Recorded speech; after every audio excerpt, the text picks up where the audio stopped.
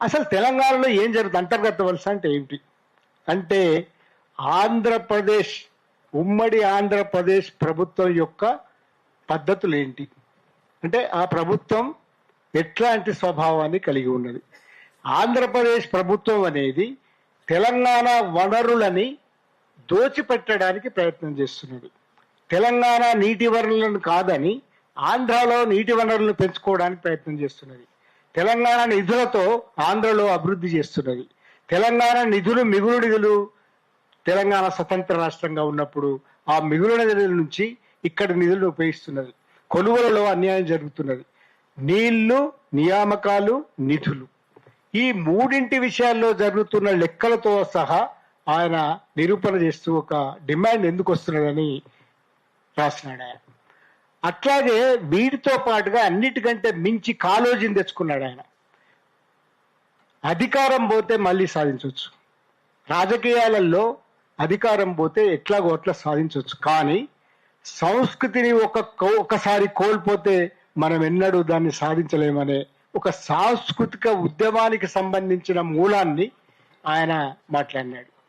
ఏం జరిగింది తెలంగాణలో అంటే ఒకవైపు వనరుల దోపిడీ, స్థానిక పెత్తనము, దీంతో పాటుగా ఆంధ్ర దళారుల ఆధ్వర్యంలో ఇక్కడి దళారులు పనిచేయడం. ఈ దళారులు ఎట్లా ఉంటారు? ఆంధ్ర ఆధిపత్యంలో చేస్తున్న ఇప్పుడు నడుస్తున్న ప్రభుత్వాలలాగా ఉంటారు. ప్రయోజనాలన్నీ ఆంధ్రకు సంబంధించినవి. ప్రయోజనాలన్నీ ఆంధ్రకు సంబంధించిన ప్రయోజనాలు నెరవేర్చడానికి తెలంగాణలో ఉన్న వాళ్ళు పనిచేయడం అనేది ఆంధ్ర దళారీలకు పనిచేసే తొత్తు రాజకీయవేత్తలు ఉంటాడు అనేది రాసినాడు ఆయన. ఈ మూడిటితో పాటుగా ఈ తొత్తు రాజకీయవేత్తలకి అట్లాగే ఆంధ్రకు సంబంధించిన దళారీ పెట్టుబడిదారులకి దన్ను కాసే మీడియా అంటే ఆంధ్ర పెత్తనంలో ఉన్న మీడియా. ఈ మీడియా ఏం చేసింది? మీడియా తెలంగాణ డిమాండ్ వచ్చిన ప్రతిసారి దాన్ని కించపరచడానికి ప్రయత్నం చేసింది. వచ్చిన ప్రతిసారి ఇది ఒక డివిజివ్ మూవ్మెంట్ అని ప్రొజెక్ట్ చేయడానికి పనిచేసింది. ఇది ఒక విచ్ఛిన్నకారుల ఉద్యమం అని పనిచేసింది. ఇది ఆంధ్రప్రదేశ్ బాగుంటది కానీ ఆంధ్రప్రదేశ్ని విచ్ఛిన్నం చేసి వీళ్ళంతా ఏదో కుట్రదారులు అన్నట్టుగా ప్రొజెక్ట్ చేసింది. వీటితో పాటుగా పత్రికల్లో మన భాషను అవహేళన చేస్తున్నారు, టీవీలలో మన భాషను అవహేళన చేస్తున్నారు. ఏ సంస్కృతిని అయితే కోల్పోతే మనం కాపాడుకోలేమో, ఏ సంస్కృతిని అయితే కోల్పోతే మనం తెచ్చుకోలేమో, ఆ సంస్కృతి విధ్వంసానికి కారణం మీడియా కూడా. మన పండుగలకు దిక్కు లేదు, మన పండుగలను పట్టించుకోలేదు, మన భాషను వెక్కిరించినారు. చివరికి ఎక్కడిదాకా దారితీసిందంటే పరిస్థితి తెలంగాణ అనే పదాన్ని అసెంబ్లీలో పలకడానికి కూడా వీలు లేకునే దాకా దారితీసింది ఆ పరిస్థితి. వీటన్నిటినీ జయశంకర్ సార్ వివరించినాడు. అవును, అట్లాగే అన్నిటికీ మించి మీడియా చేసిన ప్రచారం ఏమిటంటే తెలంగాణ కనుక వస్తే, చివరి రోజులలో కిరణ్ కుమార్ రెడ్డి ఇట్లా పట్టుకొని చెప్పేటోడు కదా, అట్లా కిందికి ఒక్క చుక్క నీరు పోదు, గోదావరికి అడ్డుకట్టేస్తారు. అట్లాగే కృష్ణా జలాల నుంచి నీళ్లు పోవు. అట్లాగే చాలా అన్యాయం అయిపోతుంది. హైదరాబాద్ ఉంది, మనకు దిక్కు ఉండదు. ఇట్లాంటి ఒక విష ప్రచారాన్ని చేసినారు. ఈ విష ప్రచారానికి విరుగుడుగా జయశంకర్ సార్ ఒక నిర్మాణాత్మకమైన విషయాలని వివరించడానికి ప్రయత్నం చేసినాడు. ఏంటి అవి?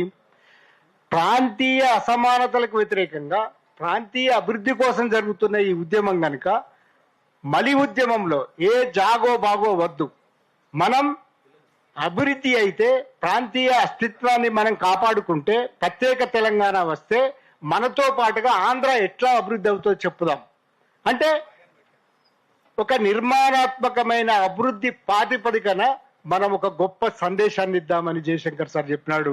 ఇది తెలంగాణలో ఎవరు చెప్పలేదు. That is Jayashankar.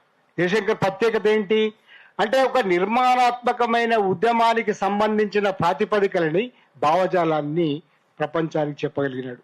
అంటే ఈ నిర్మాణాత్మక దృష్టి ఎట్లా ఉపయోగపడుతుంది? అవును, తెలంగాణ వస్తే మీరు నాశనం కారయ్యా, మీకు తీర ప్రాంతం ఉంది, మీకు అప్పటికే వచ్చిన మెషినరీలు ఉన్నాయి, మీకు అప్పటికే వచ్చిన రైల్వే లైన్ ఉంది, అభివృద్ధి చెందిన ప్రాంతాలు ఉన్నాయి, మీరు అక్కడి నుంచి వెళ్ళి పెట్టుబడులు అంటే వ్యవసాయం అభివృద్ధి చెంది, ఆనకట్టలు కట్టిన వ్యవసాయం అభివృద్ధి చెంది, మీరు అభివృద్ధి అయిన దాన్ని సినిమాలలోకి మళ్లించి మీరు చాలా శుభ్రంగా ఉన్నారు.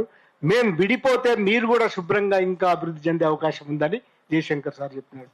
ఈ సూత్రాన్ని ఈసారి మనం జాగో బాగో ఉద్యమం కాదు, నిర్మాణాత్మకంగా రెండు రాష్ట్రాల అభివృద్ధి అవుతాయనే ఒక ప్రాతిపదికను తీసుకొని జయశంకర్ సార్ మాట్లాడారు. ఈ ప్రత్యేక రాయణి పోనీ మరి దీనికి ఏం చేయాలి?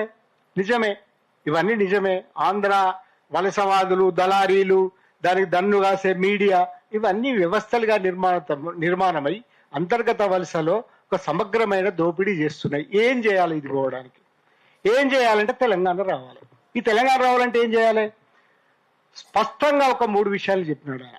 తెలంగాణ ఈ 2 అనుభవాల దృష్ట్యా, 1969 భంగపాటు దృష్ట్యా, 1969 ద్రోహమా విద్రోహమా పక్కకు పెడదాం, ఒక నమ్మకం లేనితనం వచ్చేసింది, అవిశ్వసనీయత వచ్చేసింది. మీరు తెలంగాణ మాట్లాడితే నమ్మేవాళ్ళు లేడు, మీరు తెలంగాణ మాట్లాడితే మీ స్వీయ ప్రయోజనాల కోసం మాట్లాడుతున్నారనే పరిస్థితి వచ్చింది. రాజకీయ నాయకులు కూడా అట్లాగే ప్రయత్నం చేసినారు, ప్రతివాడు ప్రయత్నం చేసినాడు. ఇంద్రారెడ్డి దాకా చివరి ప్రయత్నం ఇంద్రారెడ్డిది. వీళ్ళు ప్రయత్నం చేసిన ప్రతిసారి కూడా ఒక భంగపాటుకు గురైంది తెలంగాణ. ఒక అవిశ్వసనీయత సమాజంలో నెలకొని ఉన్నది. అసలు తెలంగాణ వస్తుందా? ఎవడొచ్చినా కూడా తెలంగాణ అంటాడు, ప్రయోజనాలు పొందుతాడు తప్ప తెలంగాణ ఎట్లా సాధ్యం అనేది ఒక ప్రశ్నగా మిగిలింది. ఆయన 3 విషయాలు స్పష్టంగా చెప్పినాడు జయశంకర్ సార్. ఒకటి, అంబేద్కర్, బాబాసాహెబ్ అంబేద్కర్ అందించిన రాజ్యాంగ ఆర్టికల్ 3. ఆయన చిన్న రాష్ట్రాలకి ఒక పితామహుడు అని మనం చెప్పుకోవాలి. ఆయన ఒకవేళ ఆర్టికల్ 3 పెట్టకపోతే, రాజ్యాంగంలో ఒకటి పొందుపరచకపోతే, ఆర్టికల్ 3 ఏదైనా ద్వారా చిన్న రాష్ట్రాల ఏర్పాటుకు మార్గం సులభతరం చేయకపోతే ఇవాళ మన రాష్ట్రం ఉండేది కాదు. మన రాష్ట్రమే కాదు, ఛత్తీస్గఢ్ ఉండేది కాదు. 3 రాష్ట్రాలు ఏవైతే విడిపోయి ఉన్నాయో, చిన్న రాష్ట్రాలుగా విడిపోయి ఉన్నాయో, ఈ రాష్ట్రాలన్నీ కూడా విడివిడిగా ఉండేవి కావు.